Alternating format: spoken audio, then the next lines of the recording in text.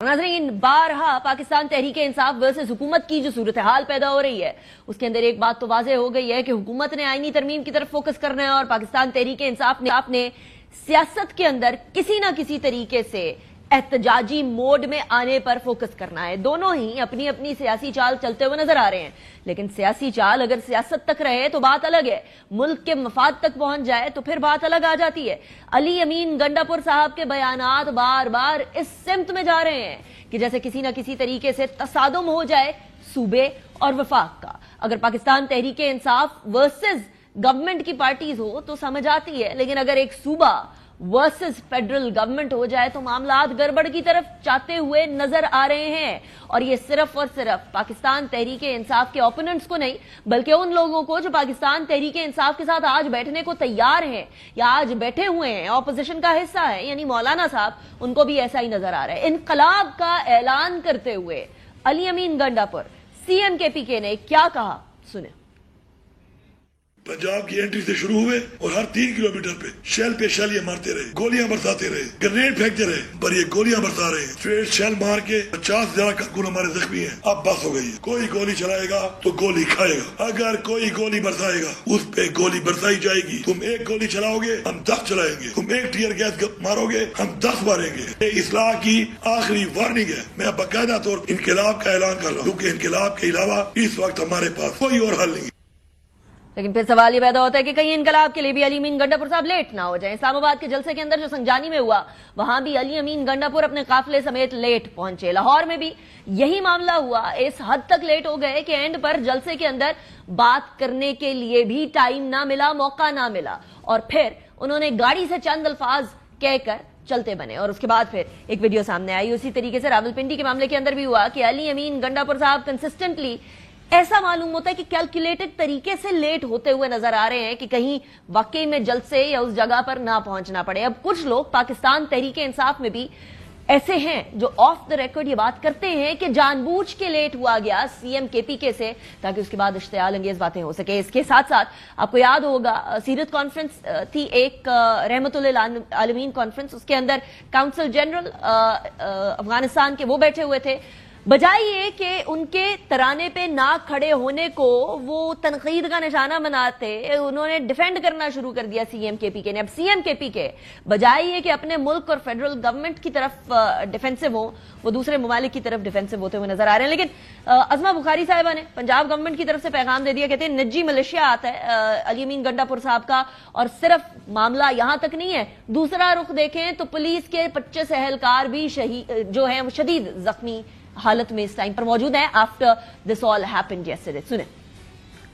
गंडापुर की निजी मलेशिया आई थी, बोतलें होती हैं कांच की, वो तोड़ के उसके टुकड़े गुलेलों में डालकर पुलिस वालों को मारे। 25 के करीब पुलिस अफसरान जख्मी हैं। शहरियार अफरीदी, कासिम सूरी, अली मोहम्मद खान, ये सारे कल ट्विटर पे इनकलाब ला रहे थे। मरियम नवाज शरीफ को अपनी हुकूमत की रिट कानून पे अमल दरामद कराना आता है। जो सूबे के अंदर आकर कानून को हाथ में लेने की कोशिश करेगा उसके साथ बहुत सख्ती से निपटा जाएगा।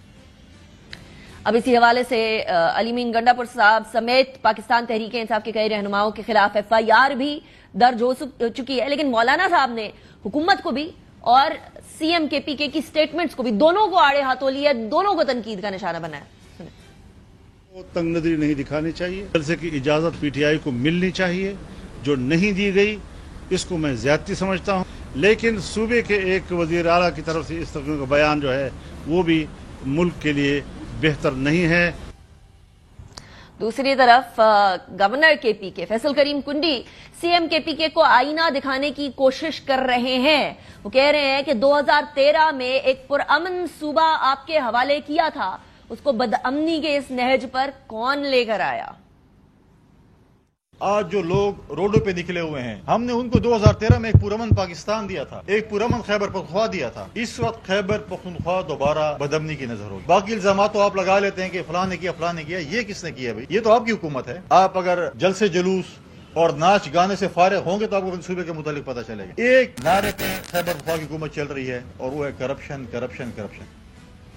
अब एक तरफ ये मामला चल रहा है तो दूसरी तरफ आईनी तरमीम का मामला भी इस टाइम पर लटक रहा है। सूरत-ए-हाल इस पॉइंट पर है कि सेनेटर इरफान सिद्दीकी कहते हैं कि अक्टूबर के मिड में या अक्टूबर के महीने में एक बार फिर आईनी तरमीम सामने लेकर आई जाएगी। दूसरी तरफ मौलाना फजल रहमान साहब नहीं समझते कि यह पार्लियामेंट आईनी तरमीम करने की हकदार है, लेकिन दूसरी बारी में, दूसरे ही फिक्रे में वो ये भी कहते हैं कि इसी पार्लियामेंट से ओवरऑल कंसेंसस करके आईनी तरमीम लाने की कोशिश करेंगे। सुने।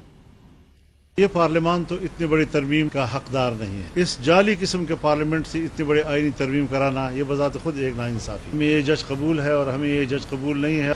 आप अदलिया में इस्लाहात लाएं, कॉन्स्टिट्यूशनल कोर्ट की तरफ जाएं जो हमारे COD का हिस्सा है। पीपल्स पार्टी और JUI के दरमियान भी बात हुई है, वो भी एक मसौदा बना रहे हैं, हम भी, और एक दूसरे के साथ शेयर करेंगे। PTI भी एक मसौदा बना रही है और हम भी बना रहे हैं और वो हमारे साथ शेयर करेंगे। इस तरीके से हम चाहेंगे कि एक इत्तिफाक राय के साथ एक तरमीम लाई जाए ताकि ये मुल्क के अंदर किसी सियासी हंगामे का जरिया न बने बल्कि वाकई इस्लाहात का जरिया बने।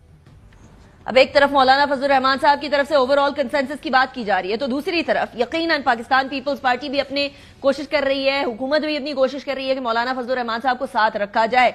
लेकिन राना सनाउल्लाह साहब की एक इंटरेस्टिंग स्टेटमेंट आई है जिसके अंदर उन्होंने कह दिया कि अगर PTI भी आती है तो सौ बिस्मिल्लाह। नंबर पूरा करने के लिए भी और अदरवाइज भी मौलाना को ऑन बोर्ड रखना चाहिए। अच्छा, ये जो नंबर उन्हें छोड़ के अगर हम नंबर पूरा करते हैं तो मेरा ख्याल है कि ये मुनासिब नहीं होगा। बाकी उसके अलावा PTI वाले आ जाते हैं, 100 बिस्मिल्लाह आ जाएं, और कोई आता है वो भी आ जाए। अब ये 100 बिस्मिल्लाह होगी या नहीं होगी, PTI आएगी या नहीं आएगी, मुसवदा एक्सचेंज करने की बात तो सामने आ गई कि मौलाना साहब से बात चल रही है।